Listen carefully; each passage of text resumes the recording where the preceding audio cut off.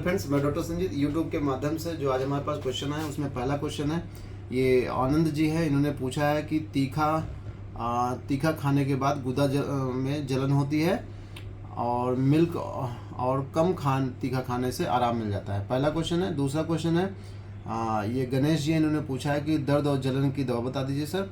तीसरा क्वेश्चन है, ये काफ़ी बड़ा है, ये जाटो जी इसमें लिखा हुआ है। इन्होंने जो क्वेश्चन पूछा है उसमें लिखा हुआ है कि सर मुझे 2 साल पहले पाइल्स हुआ था, उसमें हमने इंजेक्शन लगवाया, फिर फिशर हो गया, फिशर भी नहीं ठीक हुआ। उसके बाद हमने ऑयल का प्रयोग किया, घाव भर जाता है, कुछ दिन बाद फिर से दिक्कत हो गई, फिर मुझे फिशला हो गया, मैंने ऑपरेशन कराया और अभी तक मुझे जलन दर्द बनी रहती है, लग रहा है मुझे फिशर हो गया। तो ये जातो जी का क्वेश्चन है, पूरा मैंने पढ़ दिया। ऐसे अभी 8 क्वेश्चन और हैं, मैं उसको भी करूँगा।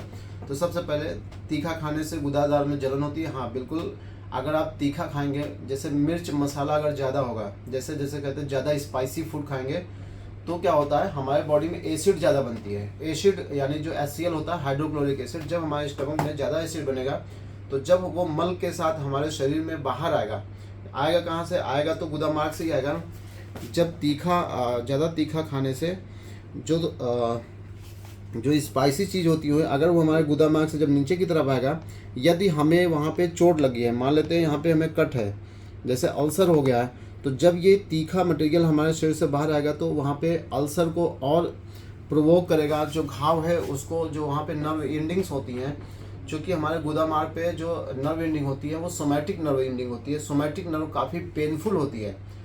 ये जो डेंटेड लाइन के नीचे वाला हिस्सा होता है, ये डेंटेड लाइन के नीचे वाला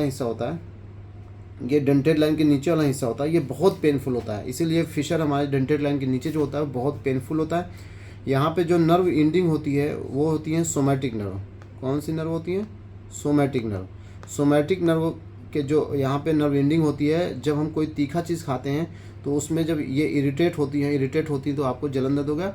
तो अगर आप खुद कह रहे हैं कि जब हम कम तीखा चीज़ खाते हैं, जब हम हल्का खाना खाते हैं तो हमें आराम मिलता है, तो बिल्कुल मल द्वार संबंधित रोगों में जितना हो सके अच्छा खाना खाइए, जैसे फल खाइए, सलाद खाइए, जूस पीजिए, मूंग की खिचड़ी दलिया खाइए 2-4 चम्मच देसी घी के साथ। देसी घी क्या करता है, जो हमारे एसिड होता है, जो वो एक तरह से एंटी एसिड की तरह काम करता है, पित्त का शमन करता है, जलन को कम करता है। और जितना हो सके लाल मिर्च का सेवन न करें, मीट यानी नॉनवेज और पनीर का सेवन न करें।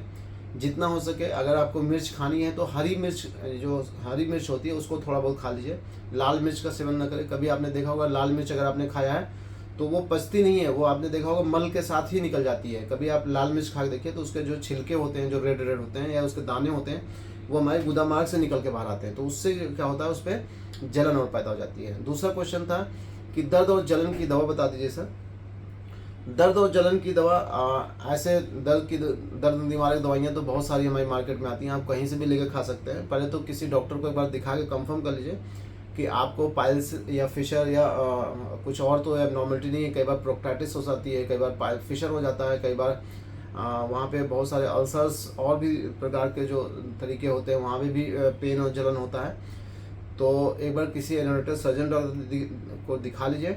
इसके साथ साथ अगर आप कर सकते हैं तो हल्के गुनगुने पानी में थोड़ा सा सिकाई कर सकते हैं, सिड्स बाथ जिसको हम बताते हैं।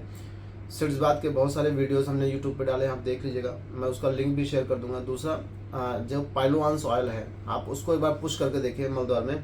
जब आप मान लेते हैं कि पाइलोआंस ऑयल जब आप पुश करेंगे, मान लेते हैं ये हमारा फिशर था, जैसे मान लेते हैं ये फिशर था, यहाँ पे कट लगा था। अब क्या होता है, जब ये हार्ड स्टूल, ये क्या था, ये आपका हार्ड स्टूल था, हार्ड स्टूल या बहुत ज़्यादा सूखा हुआ मल, जब ये हमारे शरीर से बाहर आता है तो जहाँ पे चोट लगी होती है वहाँ पे वो रगड़ लगाता है। रगड़ यानी वहाँ पे फ्रिक्शन करेगा, जब फ्रिक्शन करेगा तो वहाँ पे और चोट बढ़ेगी तो दर्द बढ़ेगा। तो अगर हम सिरिंज में ये ऑयल भर के पुश कर देते हैं अंदर, मान लेते हैं ये हमारा ऑयल था, अगर ये अंदर जाएगा तो जो आपका घाव होता है उसके ऊपर ऑयल की एक लेयर हो जाएगी। जो एनल कैनाल की लेयर होती है उसके ऊपर भी एक लेयर बन जाएगी, एक ऑयल की एक लेयर बन जाएगी, और जो मल का पहला हिस्सा होता है वो भी ऑयल से भीग जाएगा।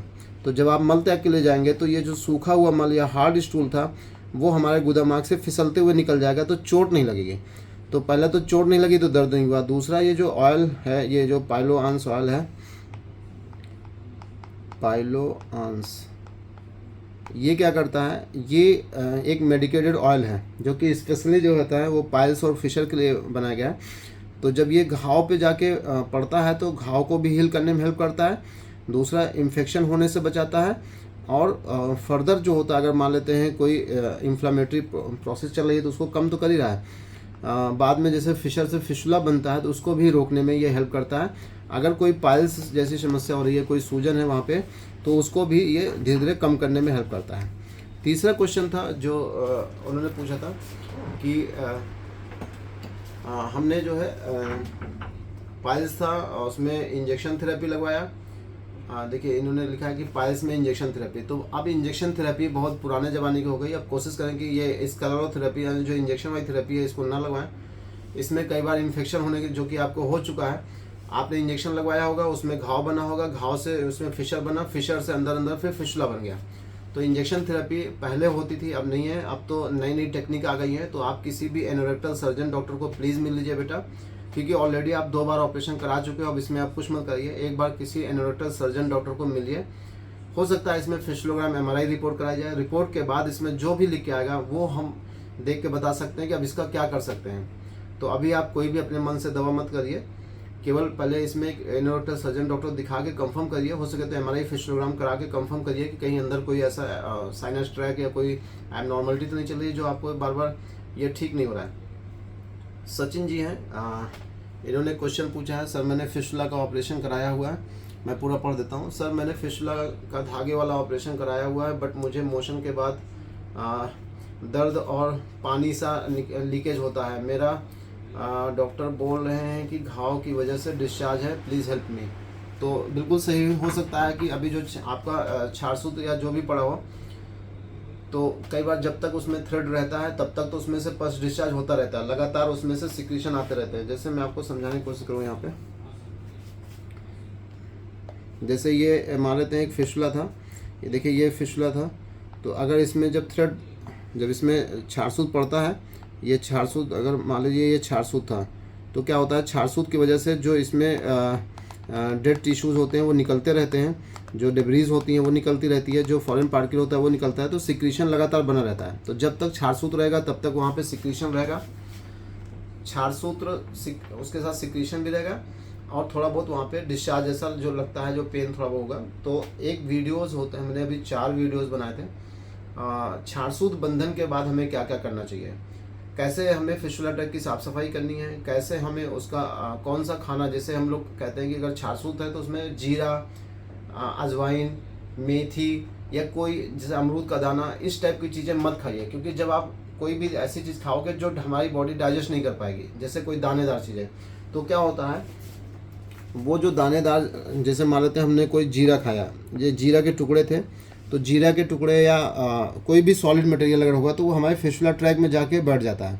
और जब भी हमारी बॉडी में कोई फॉरेन पार्टिकल जाके इकट्ठा होगा तो वहाँ पे सिक्रीशन लगातार बना रहेगा और आपको लगातार वहाँ पे ऐसा आता है। तो 4 वीडियोज़ हैं, प्लीज़ आप एक बार देख लीजिए, नहीं तो आप मुझे मैं नंबर अभी इसमें शेयर करता हूँ, आप एक बार देख लीजिएगा। तो वो चारों वीडियो में लिंक में भी शेयर कर दूंगा, एक बार देखिएगा। छारसूत्र बंधन के बाद हमें क्या क्या सावधानी रखनी है ताकि हमारा फिशुला ट्रैक जल्दी ठीक हो जाए। तो 5 किलोमीटर हम लोग पैदल बोलते हैं चलने के लिए, सुबह शाम उसकी साफ़ सफाई के लिए बोलते हैं। जैसे ये कैथेटर है, इसमें जो भी पाइलोआंस ऑयल या अपामार्क क्षार तेल जो भी है, ऐसे फिशुला ट्रैक में इसमें पुश कराते हैं।